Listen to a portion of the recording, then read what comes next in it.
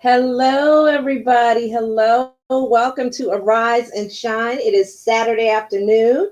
We are so excited to have you. Please have your friends, family, whoever, just invite them because this podcast show is going to be amazing. Benisha's going to join us in a little bit. She is doing the college bound mama thing today. We're so excited for her. It's a new phase for them, but she'll be joining us just shortly. But I want to get the show going because we are so blessed. And, if I didn't tell you who I am, I'm Coach Tanya, and this is Arise and Shine Stories of Triumph. And when I say triumph today, I'm telling you, we have an amazing triumph story. And the beautiful woman I'm about to bring before you, her name is LaSharai Rogers. She is phenomenal. Matter of fact, let me not go on any further without having her right by my side. I mean, bring her in the room. When I tell you, I put in the description, hey, there she is. Hello, Hi. everyone. I was just saying, I put in the description. I wrote the description and stopped because, when I'm writing, I just flow, right? Right. And all these things came to me of who you are to me when I think about you, right? Visionary, fierce entrepreneur. You're just such a strong Proverbs woman and a mom trying to get it all done, making it happen. I was like, wow, when I got done writing, I'm like, whoa, she's pretty amazing. Right. So we are so blessed. We're so blessed to have you Thank you. sharing with us today. Welcome. Thank you Welcome. so much. And listen, I count it an honor to be for your invitation, inviting me to share my story, to speak to the masses, to speak to those, just to kind of share and want to share my heart and be as transparent as I can be during this process. So thank you. Thank you, Venetia, for the invitation. Of course. Of course. I mean, I don't even know where to start. I really don't know where to start with you because I met you, and I don't know if you remember this, but I met you. You were so busy that day, but still gracious. You were doing an event in the Yes. sanctuary area of at Upper. I Mhm. think it was Dr. Marie Yes, Dr. that was Marie. speaking. We were hosting, I believe it was a women's brunch. Women's Yes, it was phenomenal. The food was everything was great. brunch. And that's when I met you that day. You couldn't really talk. Hello, Alani. You couldn't really talk that Yes. much, but we said, well, we're going to get back together. And then just we tried a couple times, but life just took over, Yes. right? So you're running the upper, and I always shorten it to the upper, but why don't we talk about the businesswoman you first? Let's start there. Okay, so the What are business, you doing? the businesswoman. So when I think about just entrepreneurship and myself as an entrepreneur, I've actually been doing business since I was a young child, and I go back and I tell my stories and kind of share with my children just some of the things that I used to do. But what that says to me is I've always had an entrepreneur mindset. Even from a young child. So as I just kind of, grew up and started moving forward, I would venture into certain things, not Yeah, really having an understanding of, the whole entrepreneur yeah. concept. At that time, I was just doing things as a child. I just wanted to make some money so I could get some potato chips. So, you know how that goes, just to kind of be able to have certain things and money to do some of the things that you want So, to baby. do. Right. But later on, definitely kind of walked into that understanding of, okay, this is who you are. Entrepreneurship is my thing as being an entrepreneur, being a businesswoman, and definitely evolved into a lot of this, a lot of self-taught concepts, and I had to learn a lot on my own. Yes, of course, I've gone to school and I do have college education, but a lot as far as the business concept and understanding of business is a lot of things that I had to kind of just learn on my own. Um, so yes, now we're here. We're in this place. We have a child development center. So, and I also have a 501 that I operate here on the campus. We currently have a campus in 2000.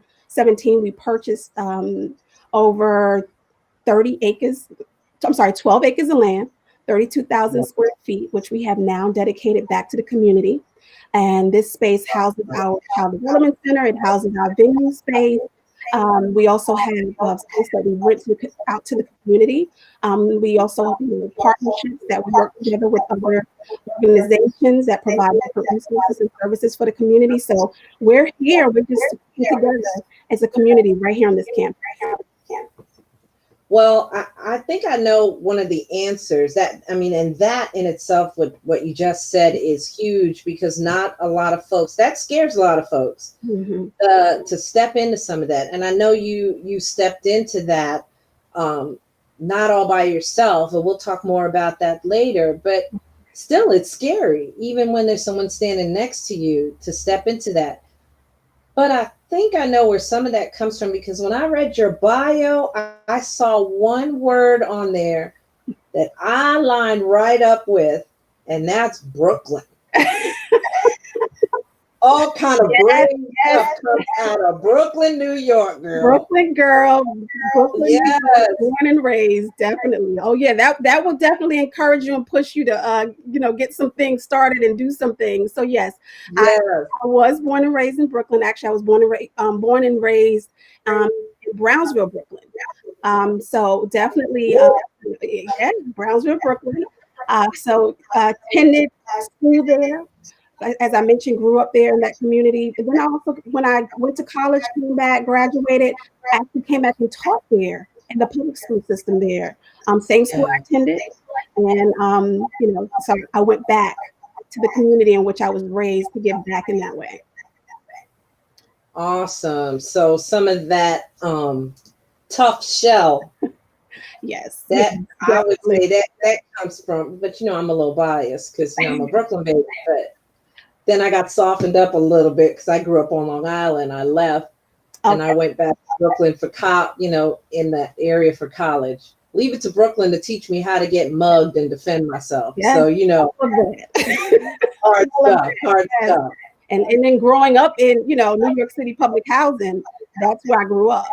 So yes, I definitely have that background in the sense of you had to know how to survive. You had to know to manage. You had to know when and when not to move. You had to know these things growing up in public housing, in the public housing system in Brooklyn, New York. So yes, I can say I do have somewhat of a tough shell, but at the same time, I do acknowledge what I've learned through that time and living in there and growing up in that community, and then also transitioning from here to where I am in North Carolina. So to me, it's like, okay, when it's serving the community, it makes it easier coming from, having that experience and coming from a community where this is something that I grew up in. So I have that understanding of what it is to lack. I have the understanding. I was a teenage mom, so I have the understanding of what it's like to be a teenage mom. I work with that understanding of, not having my father in the household. So all of these things, a combination of things. So as I serve the community, I serve the community even with the mindset of the things that I had to go through, that I've gone through. And, now I feel like more in a position to be able to serve in that area and speak to those who deal with those type of situations. Yeah. And having the foundation, the right foundation helps you.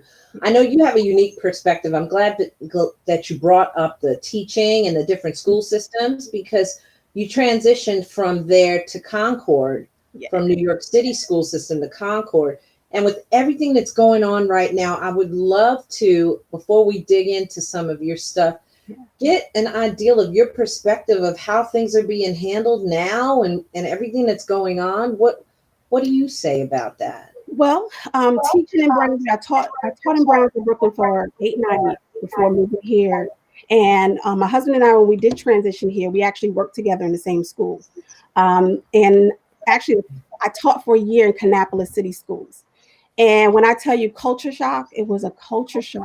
I bet. And it really was, because, in all honesty, I was coming from an environment where, it was all African-American children. Mhm. Our administration was, African American administrators. So it was definitely the culture. So when I transitioned here, it was definitely different. That was the first time that I had actually experienced racism. Being here in Kannapolis, I was shocked. I was like, "What? Wait, hold on! What did you just did?" First time. So it was definitely a shift. I had several challenges that year. In all my years of teaching, I want to say that was the most challenging year that for me teaching here in Kannapolis City Schools. And actually, that was actually the place where I knew I had to. It was like, okay, no, we have to do something because, we have to create an environment for our children. And when I say our children, I'm not just saying African American children. I mean children as a whole, where we can just take politics away and teach our children, teach to their need, opposed to teaching to a test or teaching to a standardized test or teaching. So that was my heart. I'm like, we got to get this open so this way we can help support the foundation for our children as they transition into elementary school. Because the things that I saw, Right. the things that I witnessed, it broke my heart.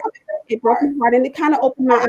And even now, after what maybe I'm maybe 14 years later, still seeing things. Yeah. What now still want to make change in that area. So I'm building policies in the school system now. Just to kind of support our children a little bit more. Things Yeah. and carrying that what I was able to witness at that time of being a teacher there, and I think God allowed that to happen. I needed to see it. I needed to be a part of it, even though it was just 1 year. I definitely needed to be a part of that process to now be in the place 15 years later where I'm actually, going for my PhD, and my research topic is dealing with, things that are going on in the school with our African American children. I saw that. I'm so proud of you. I can't wait. I'm hoping I'm in the top 10 of the people to call you Dr. Rogers first. I know I'm still trying to say Dr. Rogers, Dr. LaSherie, Dr. Lyra. Just Doc. How about Right. that? What an accomplishment. So to be proud of you for that. I saw the front page when you posted about the dissertation. Yes. And I think it hurt. Once again, nonstop. Running. So tell me about the personal side of LaSherie. She has, oh goodness, I was shocked to see that you have 2 grandbabies, but tell me about the kids and the grandbabies. And, you must have been 3 when that happened. I don't understand that, but please tell us a little bit about this woman that's evolved today. How did she start up in Brooklyn, but then she met her husband in Brooklyn, I'm taking it, in New York. Yes. So the baby started coming. Let's talk. Yes. So yes, I did grow up in Brownsville, Brooklyn, as I mentioned earlier. So as far as my grandbabies, yes, I love my babies. Initially I was like, grandbabies, oh, it's too soon. Now I'm like, bring them here, get my babies, bring them here. But I had my son. My oldest son is 27, so that's where the grandbabies came from. Someone asked me, they was like, I see 2 children, so which one of them made you a grandmother? But it's actually my son. And I did have I was a teenage mom, so I had my son when I was 17 years of age. Again, lived in Brownsville, Brooklyn, temporarily, because then I started, I transitioned and I moved with other family members at that time. So I had a rough time during that season. But one of the things I did, I stayed in school. I stayed in college. It was one of those moments where I would strap my son to me and we get on the train and take him to school with me. And I told my son, I said, you the smartest kid I know because you went through all of college with me. So he went through college right along with me. Then once I graduated from college, that's when at that time I just started teaching, and I started applying for teaching jobs. And I actually had to make a decision between teaching or being a police officer. Actually, I had both positions presented before me, and I decided to take the teaching position because we got summers off, and then I had a son, so I just thought that would be the best. I was doing it for that reason. Like, oh, that's the best. I can get summers off, and not knowing that God had a whole nother plan. That he was going to use me in the area of education. I had no desire to be a teacher. I'm just being so honest. It was really just for the time, and I just thought it just made sense. And they said I qualified because I had a degree. I didn't even have a degree in teaching. They told me I can get a job. I said, you know what, this would probably be a great fit. But that was the best move I made. And then, just kind of serving as a teacher, just kind of seeing the need. And I served under great administrators. And then I went back to school and received, my master's in education. And it was from that point that I just pretty much, accepted the call of being an educator, being a teacher. And that's pretty much, my process as far as my, just kind of coming from Brownsville, being a teenage mom, that process of, staying and just kind of really, pushing hard to get that education. I knew I had to do that. I had to do that, not just for myself, but I had to do it for my son. It was mind changing. It just really helped me to develop as a person, coming out of Brownsville, Brooklyn, coming on, growing up, in the projects for the most part. Yeah. You don't learn, or you don't get to see much. So my educational, journey really helped me to see things differently. It helped me to grow my mind to see things outside of the box. So I really, that's why I even have a heart for education. And you will see now that our 501 Upper Room Outreach Center, it's so, education is the core of our mission, to educate, because I understand the process of educating, and how it affects the mind in the sense of helping you to think differently, helping you to become more self-sufficient, because that's what it did for me. That's so powerful. I was watching the news when you talk about, to me, you're a child advocate, you're a family advocate overall because of the inner workings, and you tie education to that, which is one of the great things I think that you bring to the table. I watched the news last night. I try not to do that too often, to be honest, but they did a parallel comparison of what a kid is going through right now with this setup that the schools are doing. Yes. And there was one kid that had no access to the internet, and then there was another kid from like a middle income home. Right. And they walked through the whole process. And it's so crazy because it was such a different experience for both of them. Mm-hmm. Yes. And that didn't even include what a homeless child's going through. Exactly. That was a low income and middle access to internet, no access.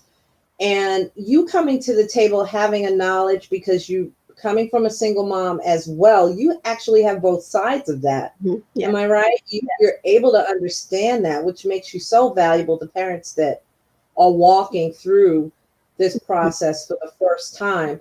But it's just so scary right now to imagine the world without people that are advocates for families, that are standing in the gap for them for education, and for the kids getting to eat meals a day that they may not get because the schools are closed.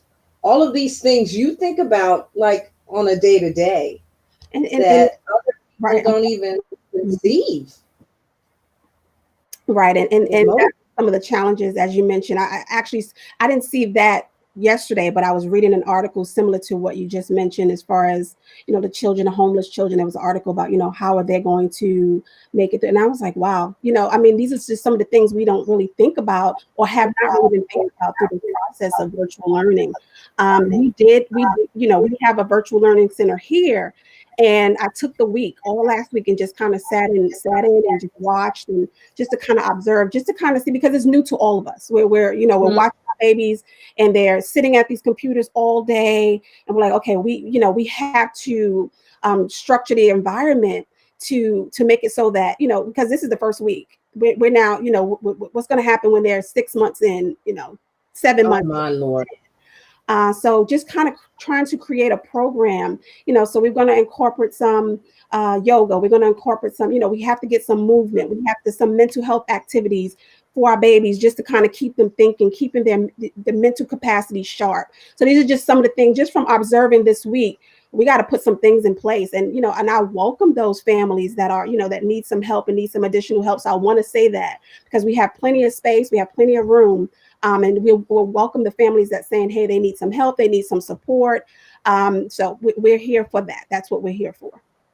That is great. It's the upper room is in Concord, right? What's actually the address? 212 McGill Avenue. That's Concord 28025.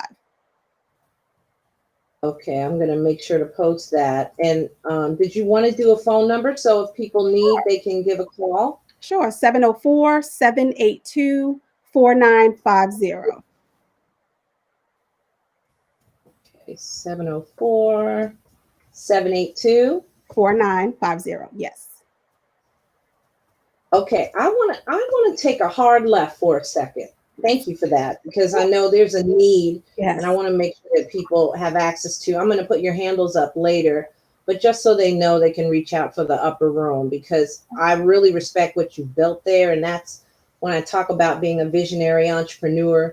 You looked at that in the rough and said, "This is what I want to do Yeah. with this." That's so phenomenal, and just started building it out and making it happen. I remember you posting pictures when a couple of the rooms were done, and Mhm. you were so excited about that. But I want to take a hard left because I want to talk about um, you didn't do a lot of this journey by yourself.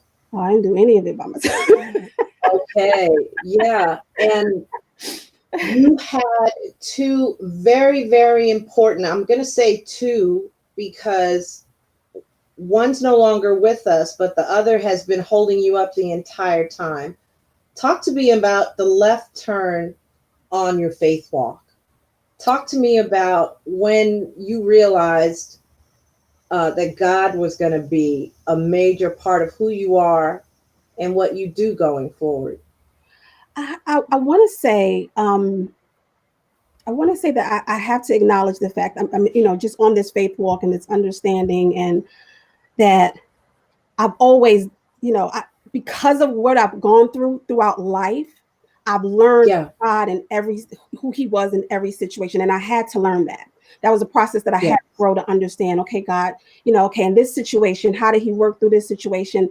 And God has always did God things, if I can say it that way. God has always yes, not, and it's not even working it out, and but God has always shown Himself faithful to me. And I did not grow up in church. Let me say that I wasn't a church going young. I didn't have that. I don't have that background.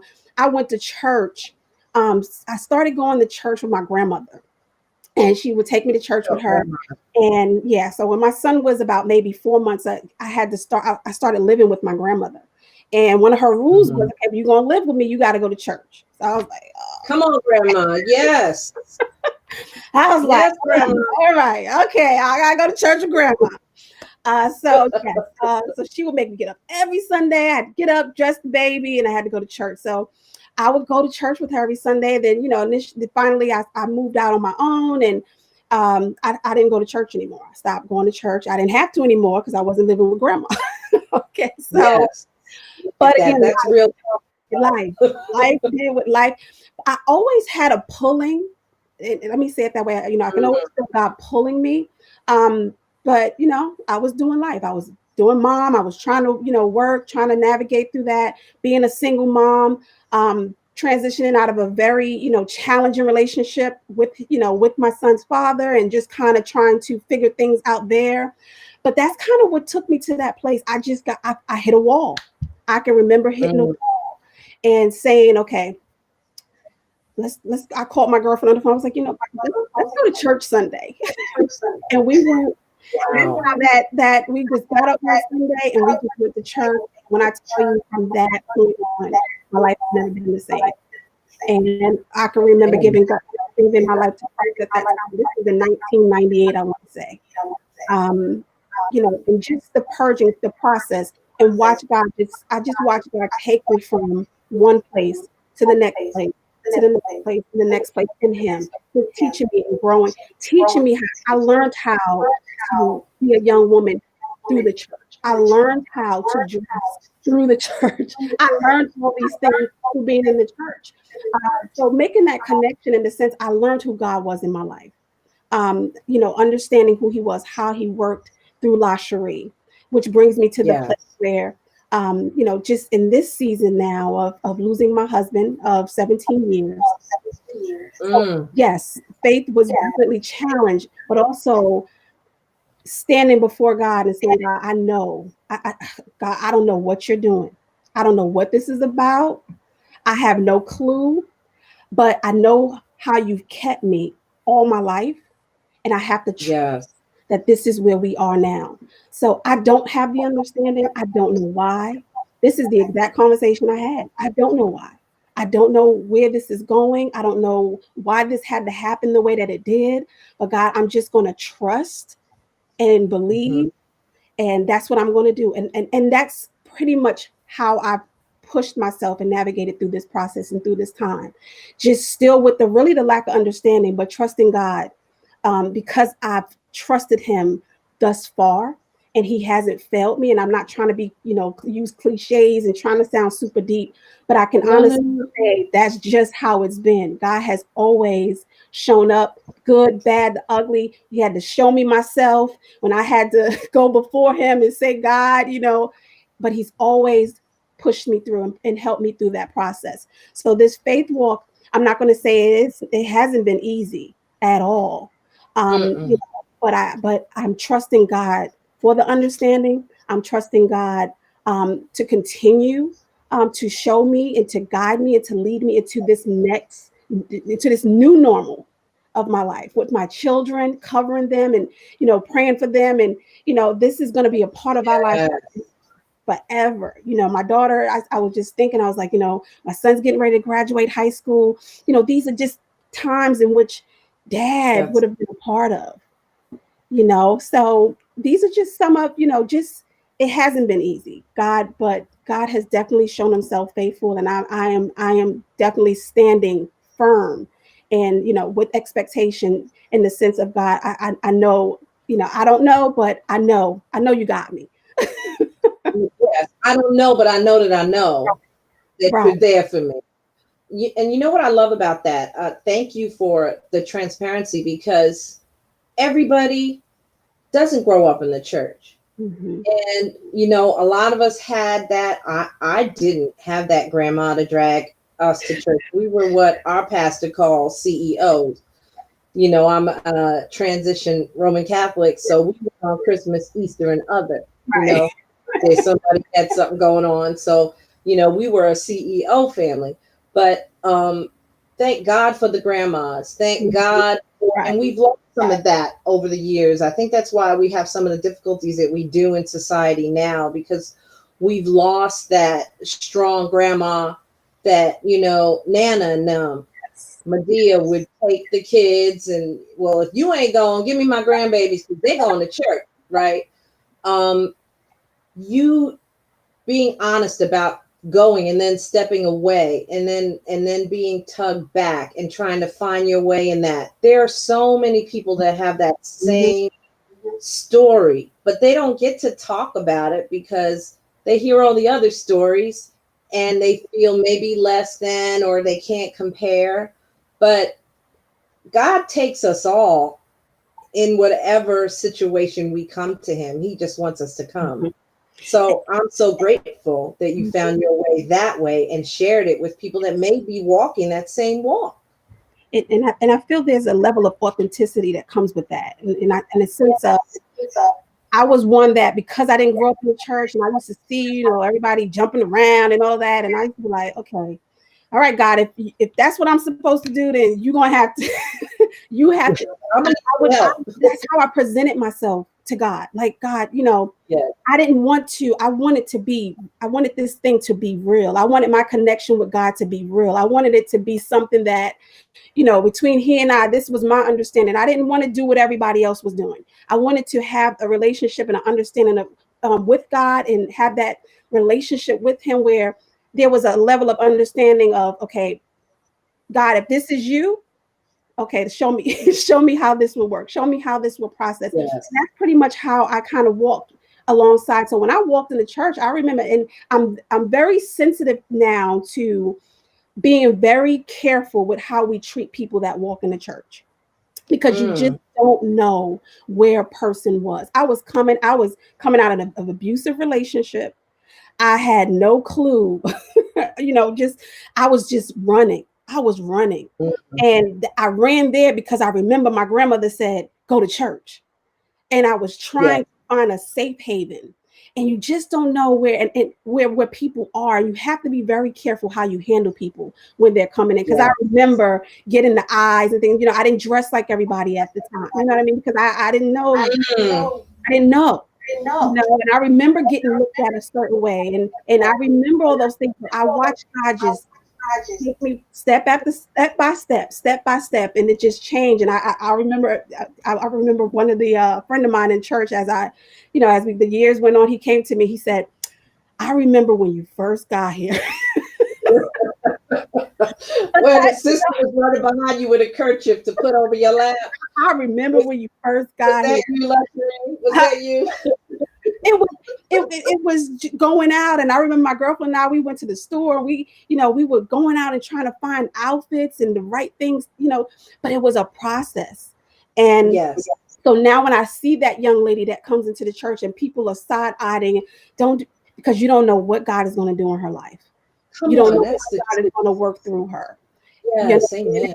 Just continue to be the person that God has called you to, because the thing was, there was women in that church that was doing what God called them to do, that I was able to look at, that I was able to learn from, that I watched, that they don't even know I was watching them, but I was watching them, and I was listening to them, and I was keeping my, it was women in the church that I was able to really learn from.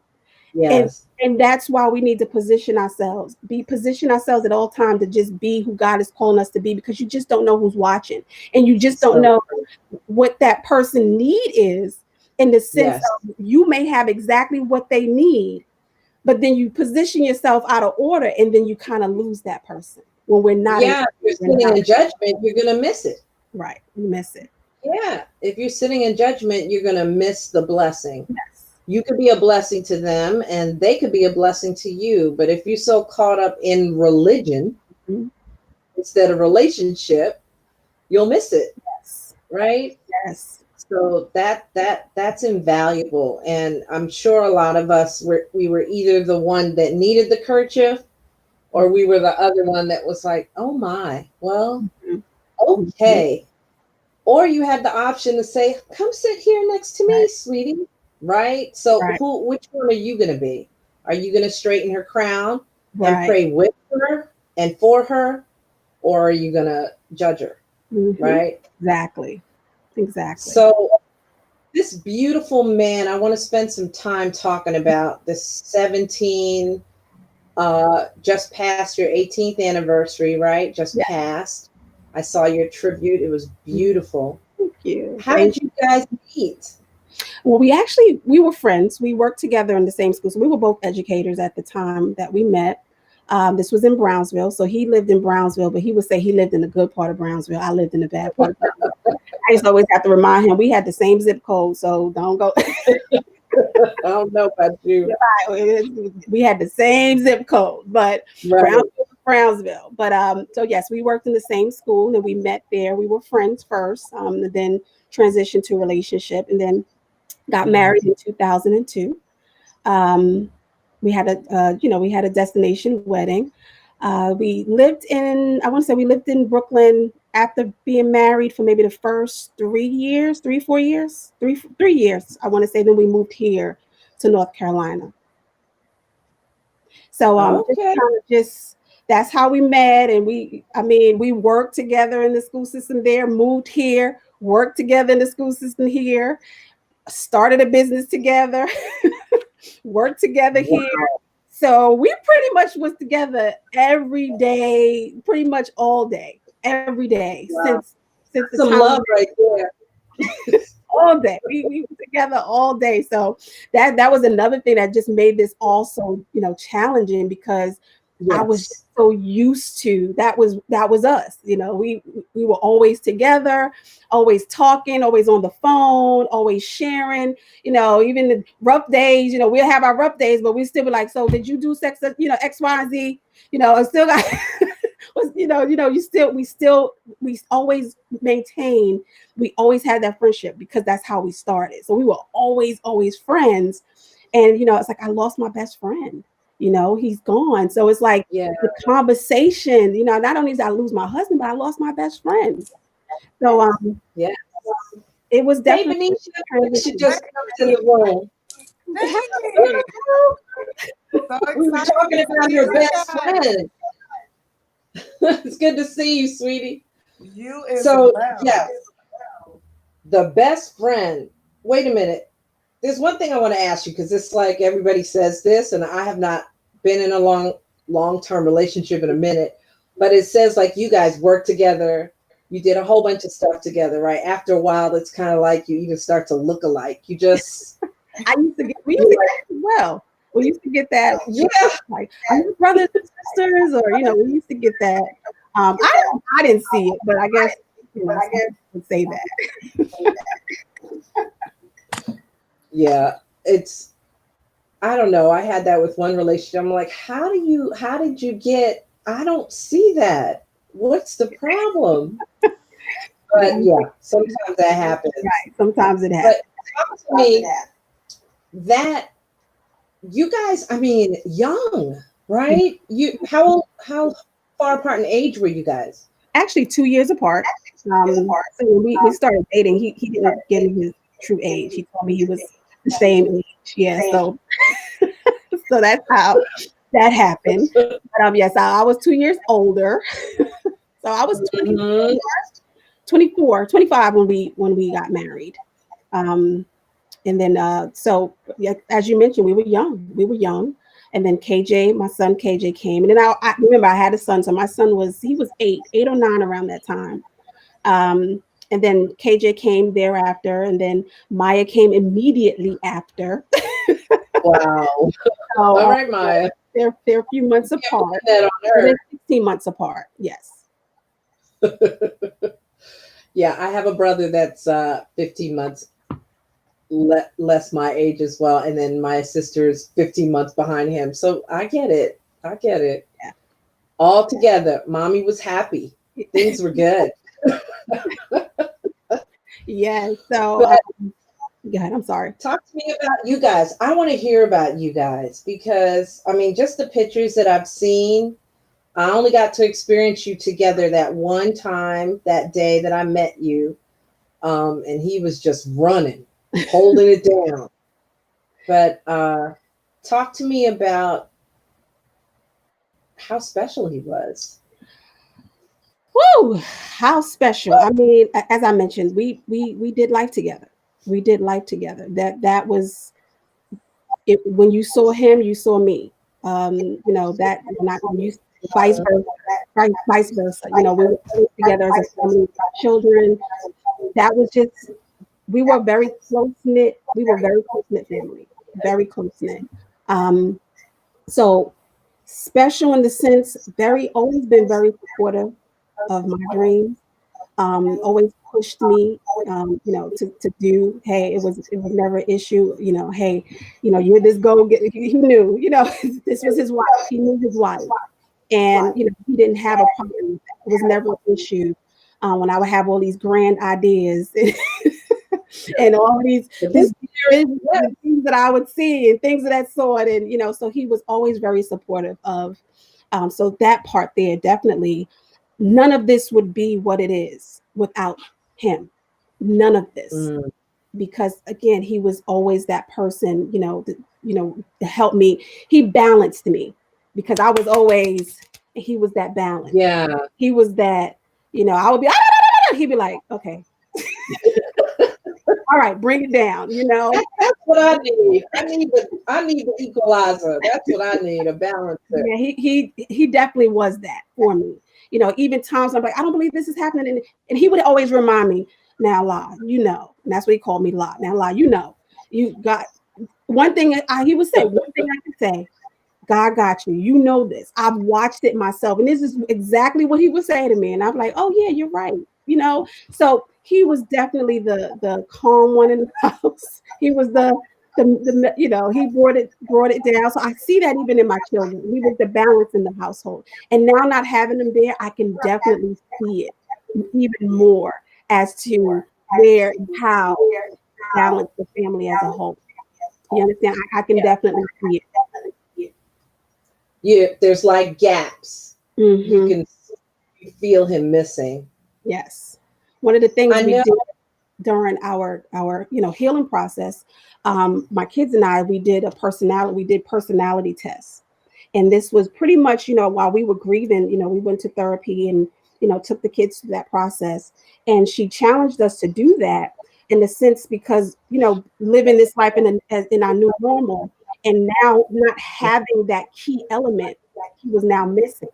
So she wanted us to have a greater understanding of who we were as, personality wise. And initially I didn't get it and I didn't understand it, but it actually helped. And not only did it help us to understand each other and, during this process and how to help each other through the grieving process, because now we knew the personality, the personality traits of each other. I now had, as a mom, you can pretty much sense the personalities of your children, but to actually have it and understand it and actually have a description and, what type of things make this child tick and things of that sort.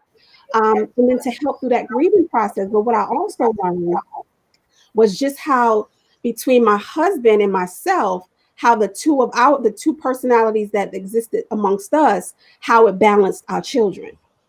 How it balanced children. So that helped me to, I knew that I had to make some adjustments as mom in the sense of now within this grieving process, and we're missing this particular personality that was the balancing, the balancing person in the home. So, it helped me understanding that part, helped me to understand how to transition and to navigate through the process with my children as well.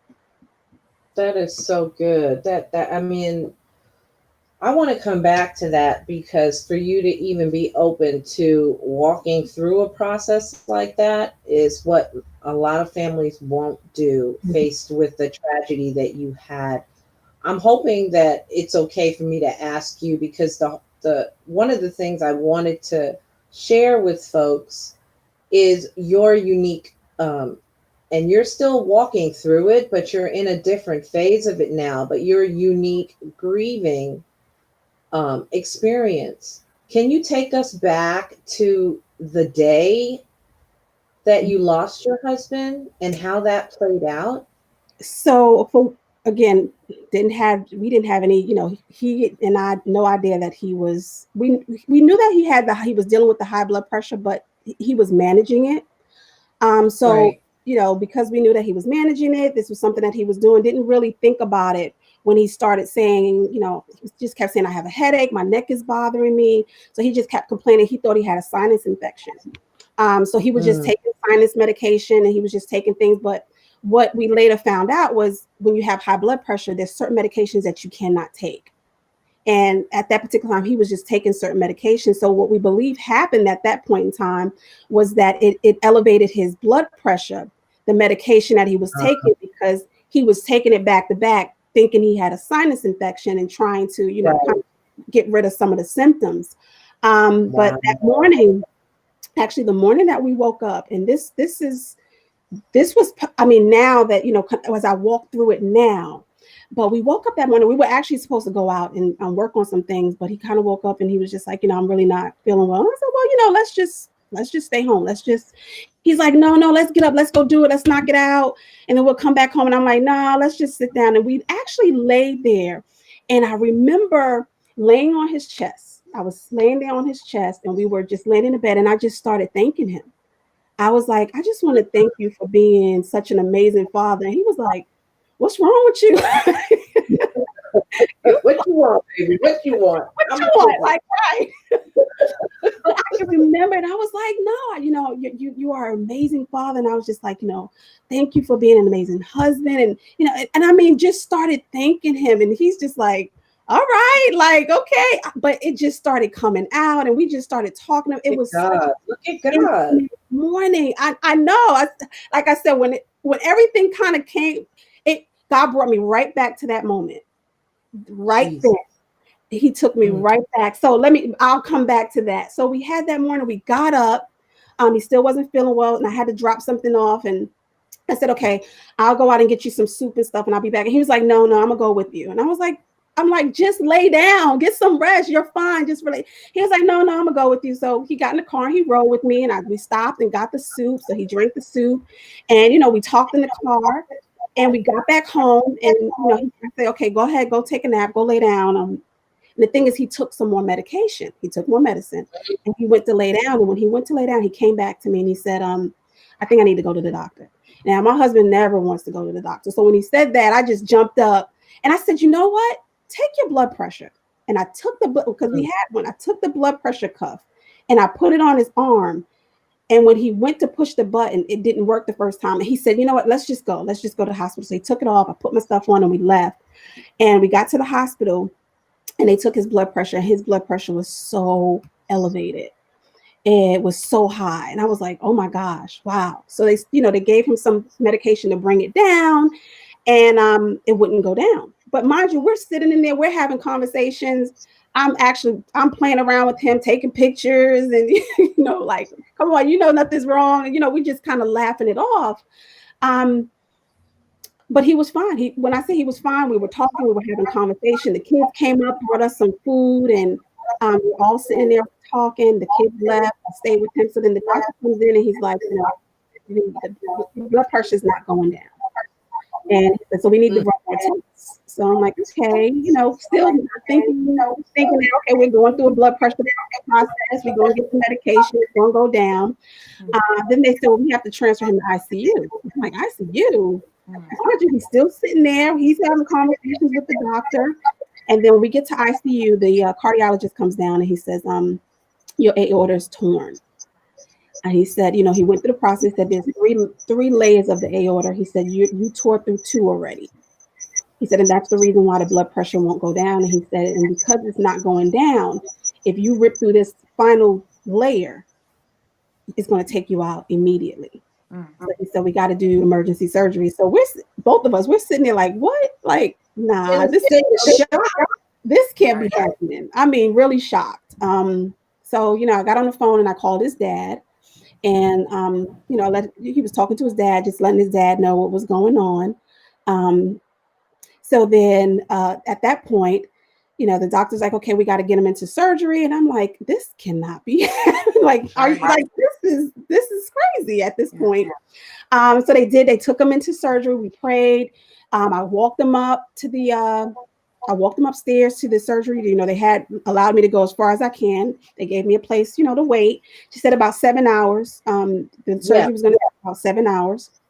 And I said, okay, he went in, we hugged. And this is what he said to me when he went in, because it was February 9th. And while he was being pushed in, he said, because I was all emotional, doing me. And he said, wouldn't he though? Yes. He said, don't worry. Your Valentine's Day gift is in the closet. Being funny. So I was like, trying to be funny, like, what you trying to say? What do you mean by that? He's like, don't worry, I got you. So, we laughed it off. That was a joking moment. And pushed them in, and I sat and waited. And they came back out that morning and they said to me, your husband's doing fine. We'll be bringing him into recovery, real soon. And I was like, okay, thank God, everything worked out, everything's fine. And an hour went by, 2 hours went by, and I'm like, okay, this is getting, to be long. And I went in, I checked, and I said, is everything okay? They told me that he was. So the nurse said, well, I'm gonna have the doctor come out and talk to you. So when they say that, right, something's not quite right. So the doctor came out and he talked to me. He said, we can't get his heart to restart. And I'm like, what do you mean? Like, you can't get his heart to restart? So they kind of talked me through it. And, apparently they said something with his blood. Once they thinned out his blood, I think they did it too much or something of the sort. So when they tried to, to the coagulation, if I'm saying it correctly, it got too thick. It was just too much going on at the time. And I think the heart sat out too long. And I was told that, the heart can't sit out the body too long because then it may encounter issues. And I think that's kind of what happened. I'm not too sure, of course. But they couldn't get his heart to restart. Now, at this point, the doctors are now coming back and forth. So I'm getting, okay, we're still trying. We're still working on him, so now they transfer him to the main hospital. So he comes out and they're rushing him to the main hospital. I'm at this point. So everything is open. So when they bring him out, he is, my kids are there. It just wasn't good scene. So got him to CMC, and I think he was there for almost 2 weeks. And they came out and they were like, there's nothing else we can do. And I'm like, no, we're going to keep fighting. We're going to keep fighting. We're going to keep fighting because this is hard. I'm like, they have heart transplants. They have machines. You know, we're going to do this. I was going home every night. I was studying. I think I could have a medical degree. The way I was going home every night, reviewing his charts and just trying to see what's going on. And I created heart machines. I just, you know, that was just, and I would come back every morning. Okay, you know, in those meetings every morning. Okay, what's happening? Why can't we use this? Why can't we do this? Are you guys monitoring his blood? I was calling cardiologists in New York. I had friends over here that knew about the liver. I'm on the going back and forth. And finally, they said, well, we can't do anything more for him. And I'm like, all right, we're going to keep fighting. So I was able to get him to Duke Hospital. So we transferred him to Duke Hospital. You know, Duke Hospital is one of the hospitals. It's the best hospital, especially dealing with cardiology and dealing with the heart. So we got him there. And when I tell you, they came and they picked him up and they were like, don't worry about it. The machine that I created, at least I thought I created, I thought I did. They actually had something like that at Duke. So they were like, yes, we have that machine. And what we can do is, you know, we could put him on that machine. And then when a heart becomes available for him, you know, we'll take him through therapy, make sure he's good, and you should be fine. And when I tell you, I was like, oh God, thank you, you know, and we went to Duke, got there, they put the machine on him, got him hooked up, came out. They was like, everything went well. It went great. And I'm still like, okay, great. It was like, well, once he wakes up, as soon as he wakes up, we'll start his therapy and we can start working with him. And I'm like, okay, great. So day 1, he didn't wake up. Day 2, he didn't wake up. And we're like, okay, you know, so now the doctors are concerned. They're trying to figure out why he's not waking up. They took him into, you know, got him a CAT scan and things like that and found out that he had 5 strokes. And it was through that process there that they pretty much determined that he wouldn't pull through. And I was like, nope, we're going to keep fighting. We're going to keep doing this. We're not going to stop. I've seen people recover from strokes. I was just doing, nope, we're going to keep going. And it was like every day they had a chaplain coming in. I was like, I know God. I'm like, I'm good. I have a relationship with God. Personal connection. Yeah. I was like, I respect you. I respect you. Or I respect, please understand. But I have a relationship with God. And I just could not just see myself just saying, let it go. And so pretty much for a whole month, that was the process. We just kind of, the doctors, I stopped going to the meetings. I didn't want to talk to anyone. I was like, nope, he's going to, you know, God is going to do. And that's pretty much how I pretty much went through it. Every day I was driving up to Duke Hospital, 2 hours, coming back home first thing in the morning, getting the kids together, sending them off, doing what I had to do. And when my day ended, I would head back up there. So that was pretty much the process. And it was tiring, but I wanted to make sure that I was there. And it, you know, every night praying, but I went home that night and I prayed. I lay down. I was doing my normal prayer. God heal his body from the crown of his head. So you know how we get. You know, on his head, those things and all that, you know, Lord, allow your angels, you shall live and not die. Right, all that. And then I stopped right in the middle of the prayer. And I said, you know what, God, your will be done. Let your will be done. And I said that, and I want to say 20 minutes later, the phone rang. And this is exactly how it went. 20 minutes later, the phone rang, and I hadn't gotten any phone calls from Duke. Only they would call me, you know, for the medical history or something. But this call was, LaSharie, your husband just went into cardiac arrest. And I'm like, how when he's on a machine? Explain that to me, you know, because I'm like, how? Right. How does that work? And they're like, do you want us to resuscitate? So when I heard that, I'm like, you know, now I done prayed that prayer, and I was like, oh, you know, okay, God, you know, pull it back. You know, I didn't mean it, but I believe it was in that moment, where when I said those words, God, your will be done, is where God said, okay, now you're in the place where we can do this together. Because LaSharie, you've been trying to do this all by yourself this whole time. You've been navigating this, doing this, and it's like he allowed me to go through that process. and allowed me to get to the place where I was like, okay, God, your will be done. Your will. Even though I felt that that's what I was doing. You know, well, God, I was praying, but I never released it. I never released it. I never said, God, you don't want to do that, but I never really released it to God. In the sense to say, you know what, I have to accept your will, whether it's what it is that I see for myself at this point or not. I have to accept it. And it wasn't to that place, it wasn't to that moment that I got to that place and I got up, put my clothes on, had my kids get together, and it was just us three. We drove back up there, and when we got up there, when I walked in the room, I knew it was time. I knew it was time. And the doctor came over to me and was like, Miss Rogers, I said, you don't even have to say anything else. You don't have to say another word. I was like, it was like God had just said, LaSharie, you said those words. I'm here. Let's do this together.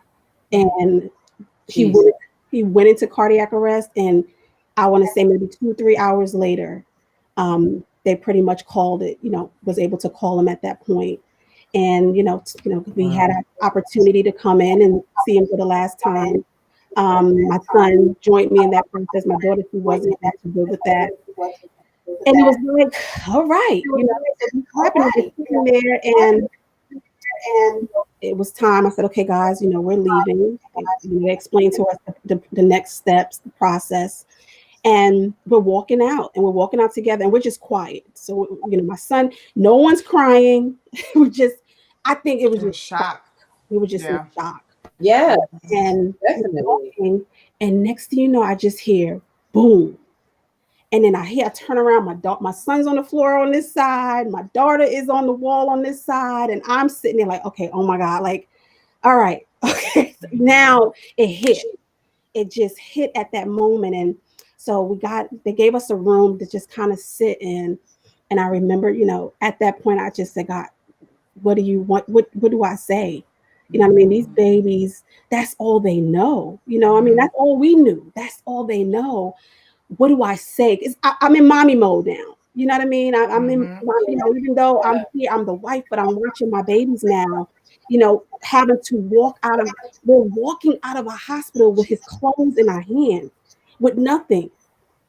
They gave us a bag, and this is just like so surreal. And I'm like, he walked in wearing this, and I'm walking out carrying this with my two babies. And I'm sitting, so we get to the table, and I sat down with them, and I said, God, you got to give me the words. And of course, I encouraged them, but I said to them, before we leave this hospital today, we have to make a decision. We have to make a decision. I felt like at that moment, I had to plant that seed to say, listen, we got to decide now how we're going to move forward. We're not going to wait till next week. It's a conversation we need to have right now. And honoring your father's legacy. And I had to remind them at that moment who their father was, how he loved them. Don't feel that this is not an abandonment moment. This is not a rejection moment. This is understand who he was, understand who he continues to be, because he's living through you all now. And this is the conversation that we had in the hospital.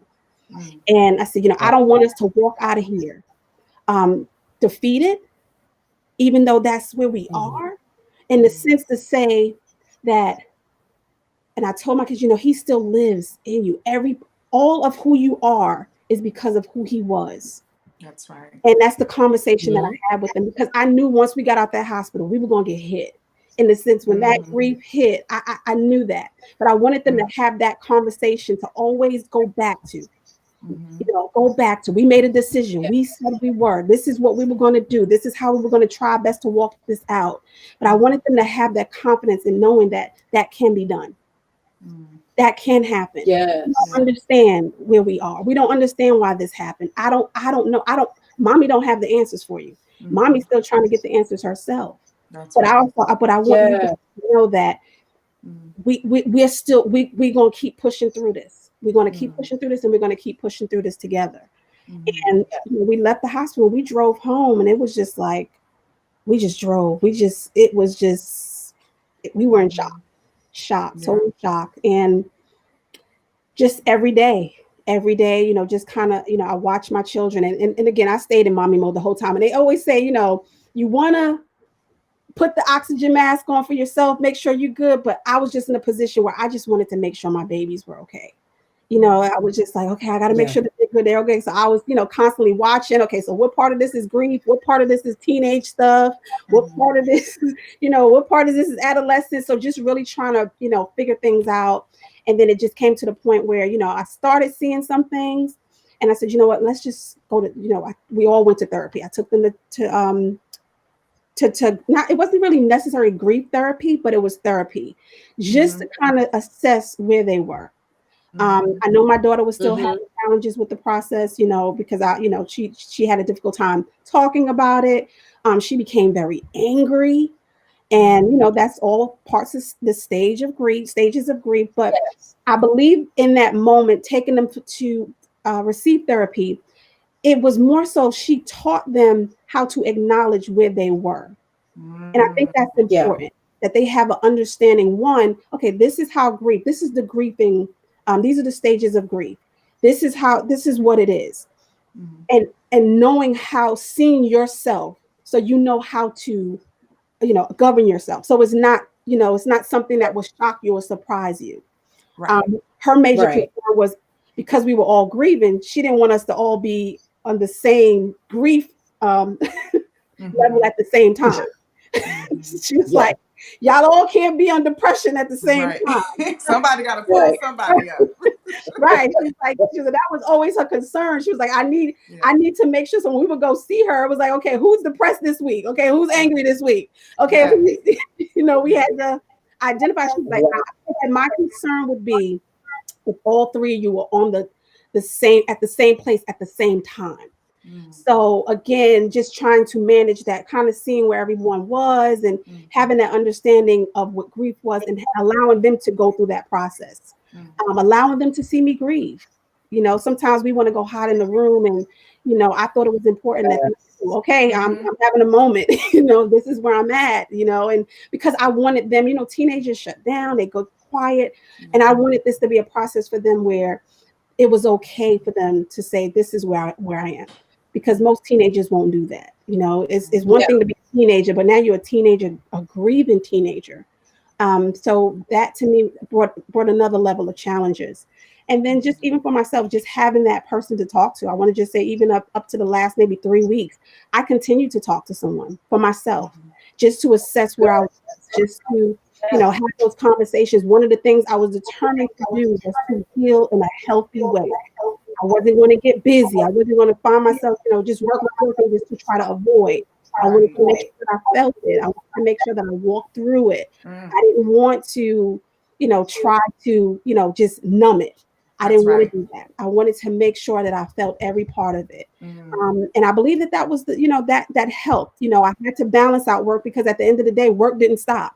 The business wasn't closed. I still had to run a business. I still had to run a nonprofit. I still had to be a mom. I still had to do these things, but I also still had to grieve. And I wanted to make sure I did that the right way.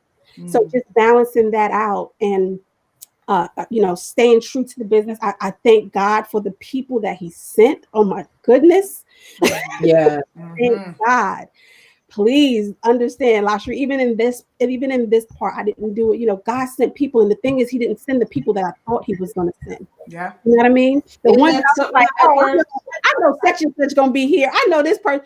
And it was a totally different group of individuals that was like, we got you. We don't worry about it. Go home and get some, take a break, go rest, and, go. And it's like, God just sent a whole new remnant of individuals to just support through that process. Yes. My children, I had one child going to this high school, one child in this high school, and had to pick. I got to get this one from school, go to this game. And when I tell you, my kids both play sports, didn't miss a game. And that would have, that was what they were used to, and I didn't stress myself, but I also wanted to make sure that they had support, so again, and that wasn't because of me, but people and individuals that helped me. Somebody that would go pick my daughter up for me and help me out. My son finally got his car, so that kind of helped. But this process it was just that. It was hard.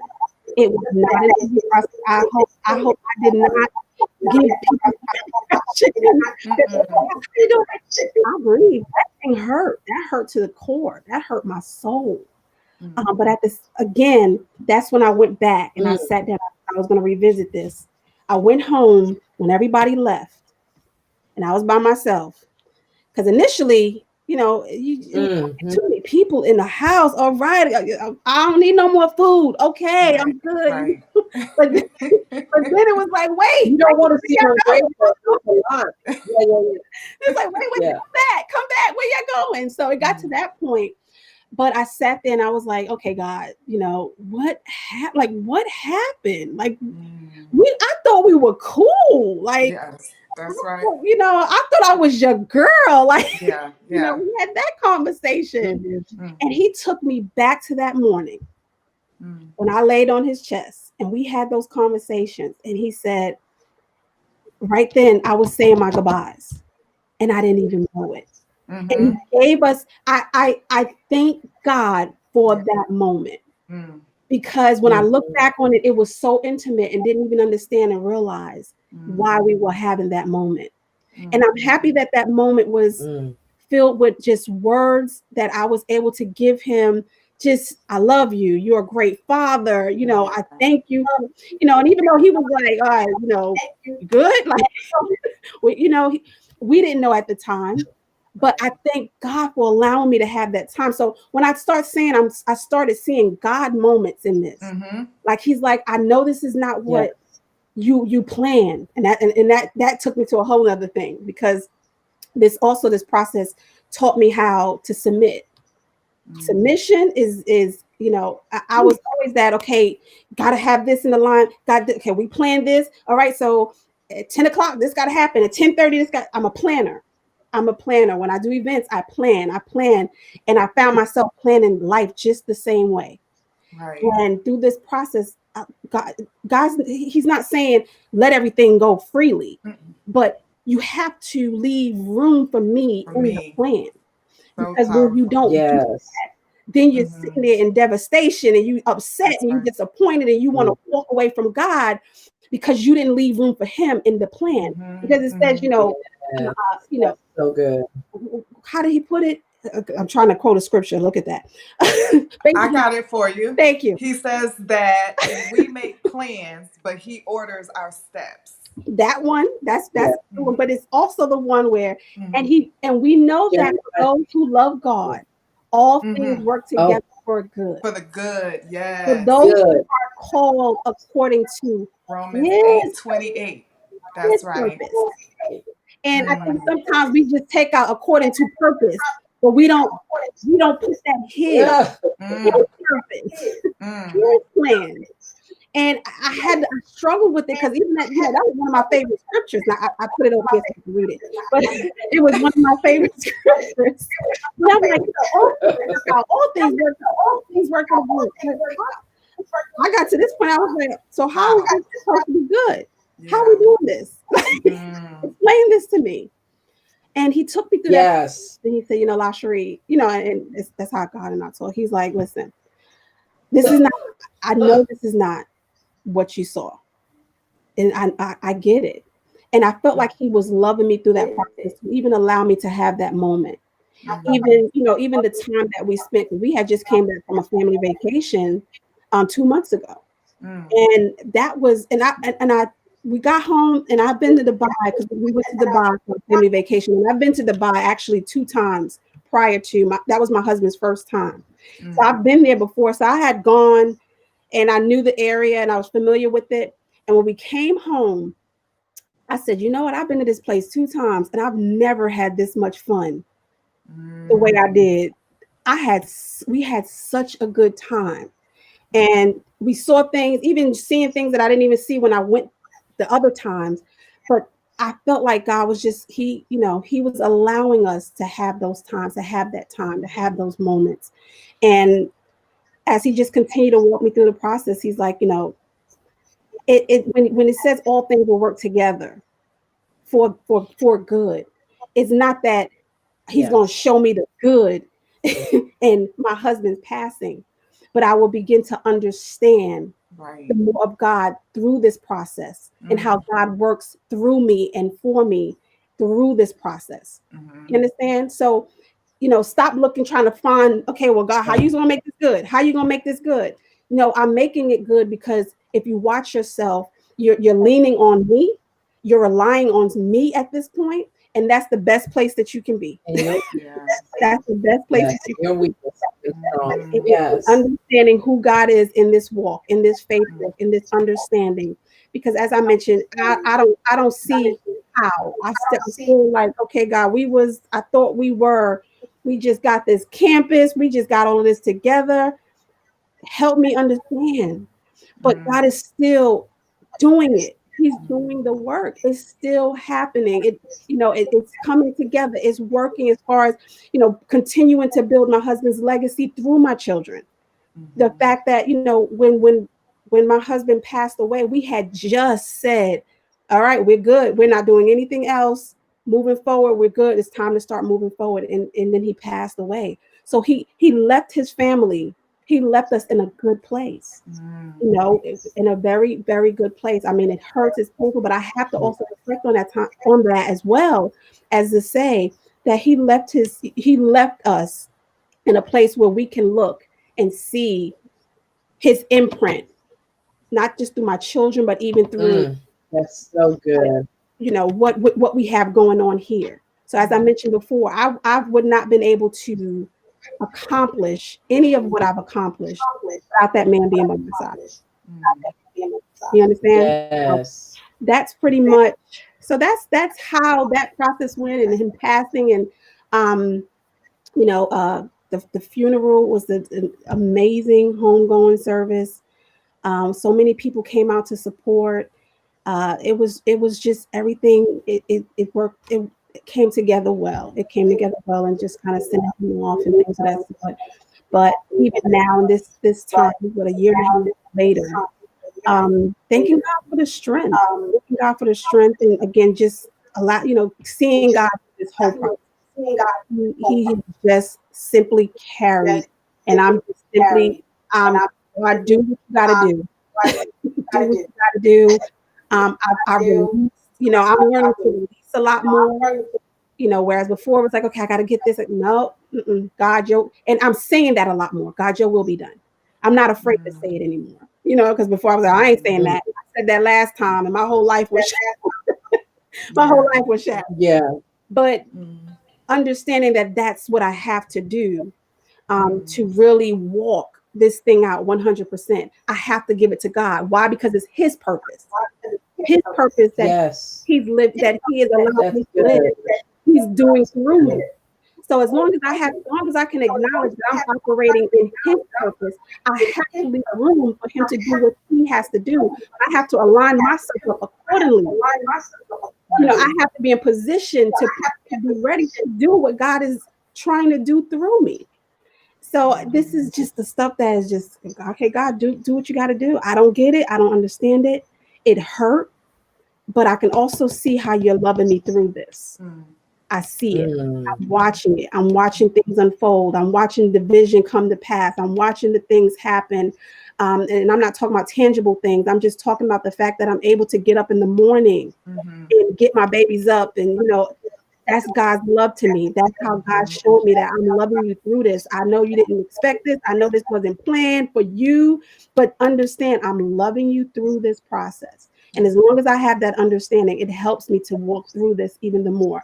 It gets, it doesn't, it gets easier. I don't think it will ever, like as I mentioned before, it will ever go away.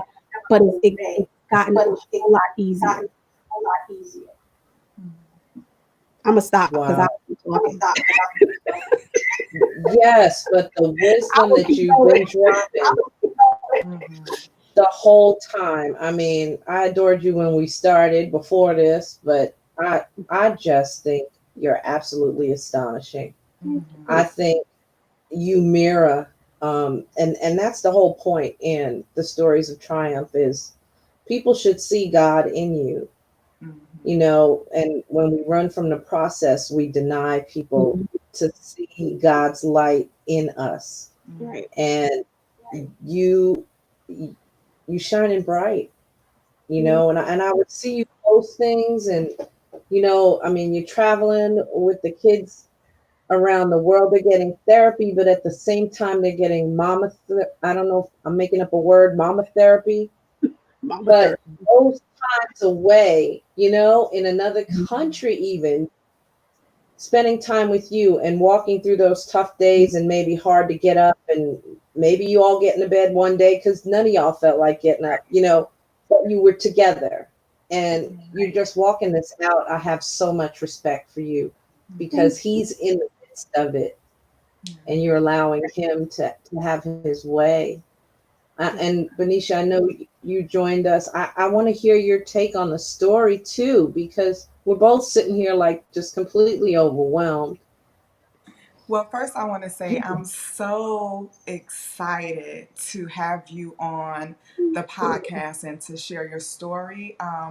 Like Tanya, I would see you on Facebook and I would be like, "Oh, she's a dope chick. Like, you doing Thank this, you you. doing that." But sometimes we look at people's story, but we don't understand Mhm. what they've had to go through in order Amen. to get to that point.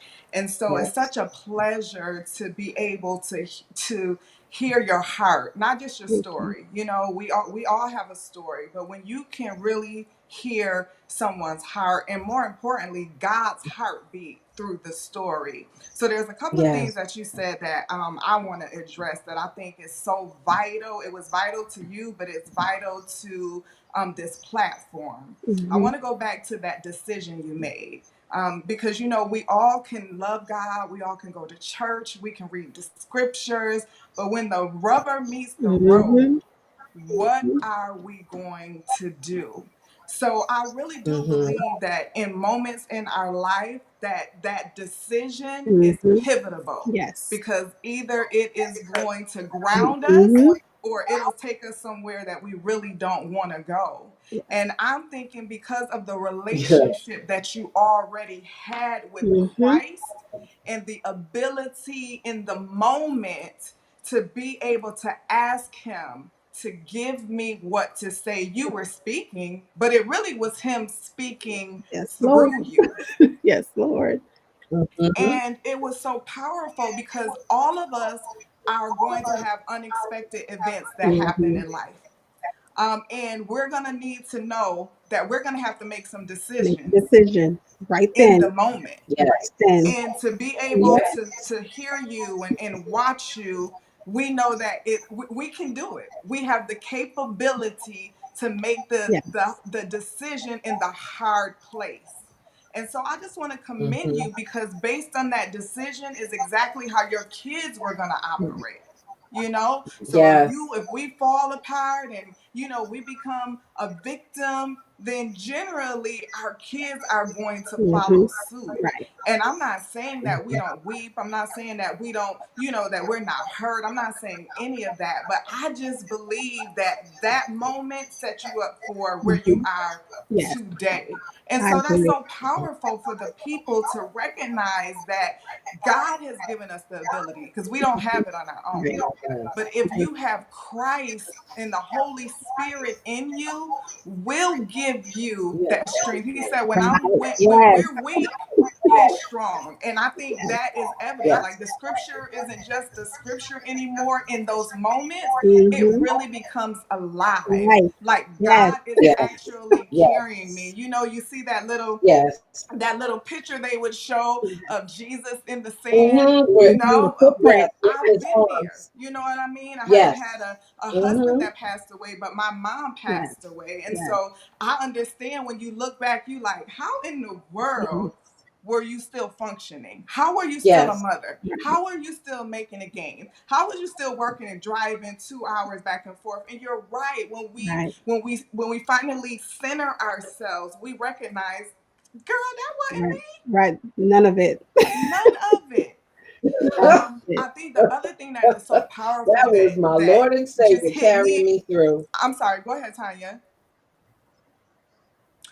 The other thing that hit me that Oh was no, I was so just go ahead. powerful was the fact that you were able to learn how to grieve and still live at the same time. Mm, mm, Most people Mm. get mm, stuck. You understand what I'm mhm. saying? So even though you were still in grief mode, and I think I am a definitely a person who is an advocate for therapy and Yeah. Oh yeah. counseling on top You of, sit on the chair in a minute. We Wait, both come on, are. I need a chair moment. Like come on. Yes, in a I minute. still I go. need a I couch, still honey. I go. ain't gonna And I heard Pastor Burdick say it's not because I'm crazy, it's Right. so that I'll stay sane. Right. You So I know, won't be crazy. That's right. That's you know, right. with everything that is going Keep it on, real.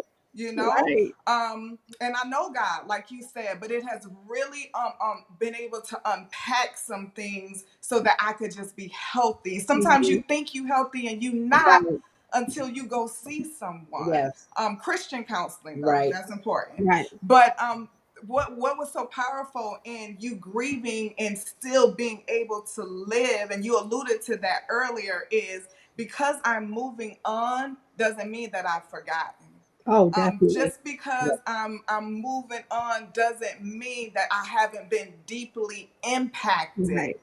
But what I do know is because I'm still here, Mm-hmm. I have a purpose That's right. that God wants me to feel. And number two, not only do I owe that to God, but I feel like you put too much in us. Like you said, I wouldn't even be who you were, who I am, unless God allowed you to come and join my life. So Exactly. how could I not, Keep continue keep to keep move going. on Mm-hmm. with that legacy piece? So I think that is so imperative, because when my mom died, I didn't Yes. even recognize for a season. I think that I was just existing, not Mm-hmm. living. You're just Right. moving through life. I know I have to do this, I know I have to do that, but Mm-hmm. there's a difference in existing In purpose. and really purpose. And Mm-hmm. so I just want to Yes. commend you on that. I Thank you. hope that that blessed people as much as it blessed me, that in life you're going to go through stuff, Yeah. but you still have to know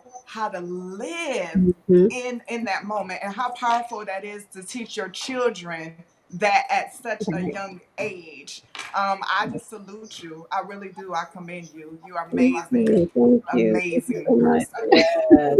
Thank Yeah. you. Thank Definitely. I put your handles in the feed because I want to make sure everybody knows how to find you. Mm. Because you are not done. You still doing stuff. You Mm. Yes. Yes. amazing. I just I think it's CEO sister CEO. I CEO. love it. Yes, I'm excited about that, and I just believe that part there was, as I continue to say, okay, God, what's next? How as we begin to shape this next part of, of life, because life has changed, Yeah. life has shifted, and that's also should also be the place where we're defining ourselves consistently. Where we where's God taking us next? And this part, CEO Sister, was just it was a redefining moment for me. Mm. Also in the sense of, now the business side of Lashery, and this is where CEO Sisters, is going. You have the ministry side, you Mm-hmm. have the business, you have the when I say business, you see the Child Development Center, you see the Chopper, 501, but chopper. CEO Sister is bringing Yeah. all of it together.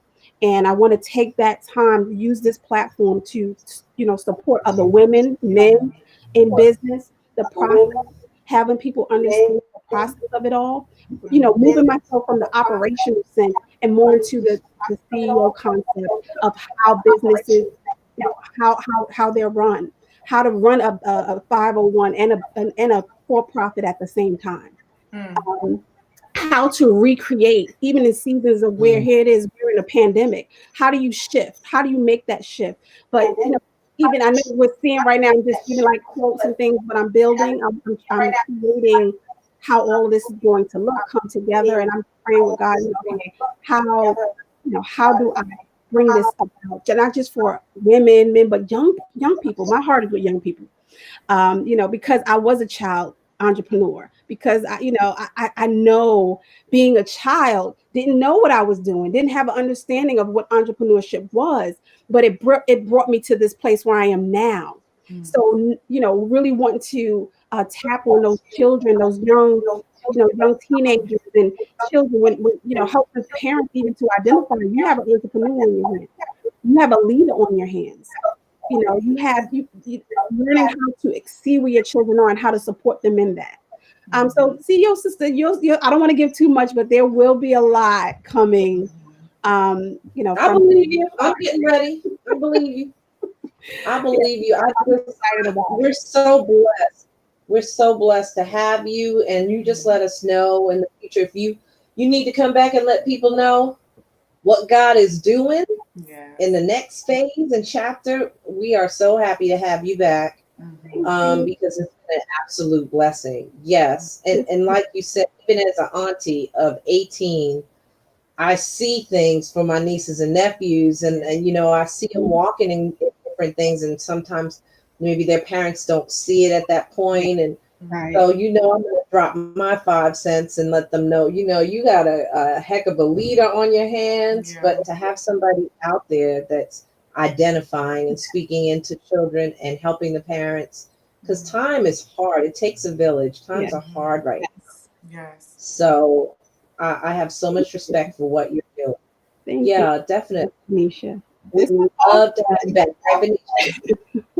And it felt good. And I want to say thank you for allowing me to have this time because it feels good to be able to talk it out, talk it through, just talk so then someone else can be blessed with it. Yeah. Grief is not easy. Yes. Grief, and again, I've had people pass away, but I ain't never had this.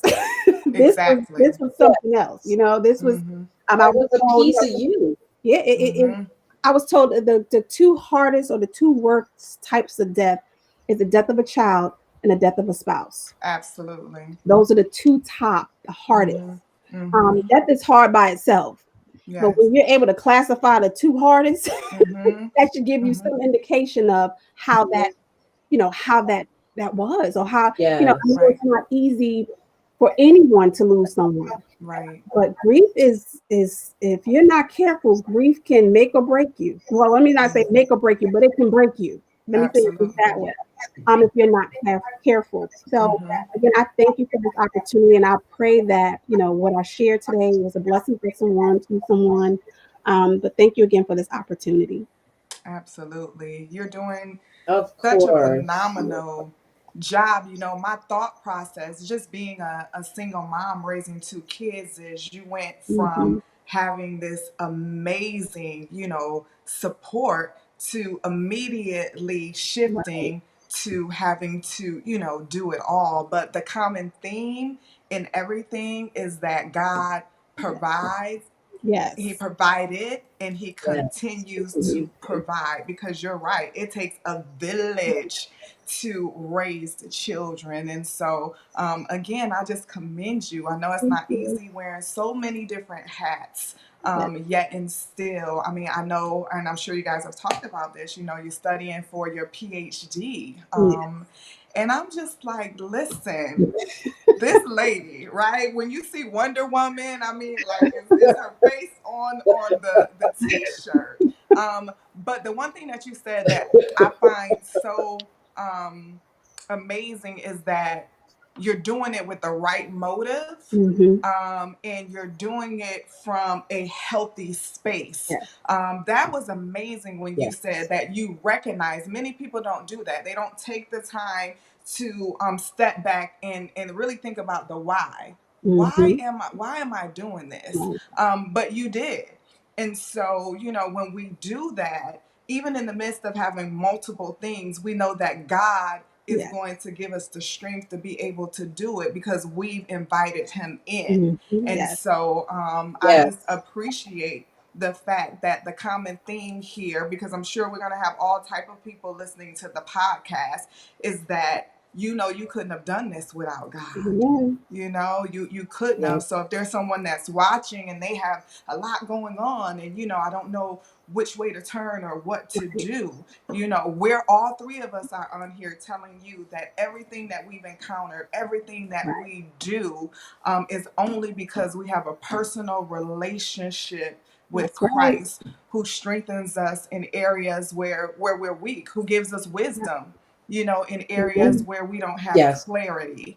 And so I just want to applaud you for being a woman of God, a woman of Thank you. standard, character, integrity, and Yes. loyalty. Thank you. You know, like you said, sometimes pain will make you make decisions that you normally wouldn't. That's But you right. know, God graced you Mhm. and allowed you to stay the course, even in the midst of going through. So I Amen. can't say it enough that you've been just such an inspiration to Thank myself, you. Tanya, and I'm sure Yes. everyone Yeah. that Thank has you. listened today. You This summed was that up amazing. good. You Yeah, inspired me we for that one, actually, Marie. I like that. I was like, yes, I gotta write yes. that I mean, we down. have Right. widows in the room. It's the least we could Just play do. it back, The sis. least Just we play could it do. back. Wow, We that was actually have good. widows in the room. Yes. Yes. And Awesome. bless. Yeah. Thank you. Thank you so Thank much. you. Thank Blessing. you so much. You're Thank welcome. you guys for joining us. Please do go out to ariseandshine.live Mm. and subscribe to our show on YouTube. Yes. And we'll see you next week. We will be back with another amazing triumph story. Yes. Thank you, sweetie. We'll see you Thank you. soon. All right. Love Take you. care. Bye Bye. bye. Okay. Bye. Thanks, Benicia. That was amazing, wasn't it? It was so amazing. Listen, I'm going to have to go back and catch the replay myself so I can get everything in its entirety. The whole time that I was not here, my mind was definitely on, you know, the story. And I'm just so glad that I got a chance to slip in, you know, at one of the most pivotal Yes, times, I'm you glad know. you did too. Yeah, in order to just get a glimpse of the faithfulness of our God. And so once again, I am just full and I overwhelmed. And I know hope it. people would just share this in the midst of Yes, what we're thanks, going Lady through Grant. right now. It is definitely a Yes. story of triumph for sure. Mm-hmm. For sure. Yeah. And I'm full too. I'm Yeah. like, whew, we have to go back and watch it. Yeah. But we love you guys. I want to end on that. We have some ride or dies in the house right now, I and we've see been some. on the air for an hour and a half. Teresa, Eula, Jewel, Karen, Leoline, Adrian. I mean, We love you we love guys. you guys. Thank you for sharing. Thank you for hanging with us. Mm-hmm. We'll be back to bring you some more great content. And you have a great weekend. Yes. Take it easy. We'll talk to you Bye. Love you soon. guys. Okay. Bye-bye. Bye.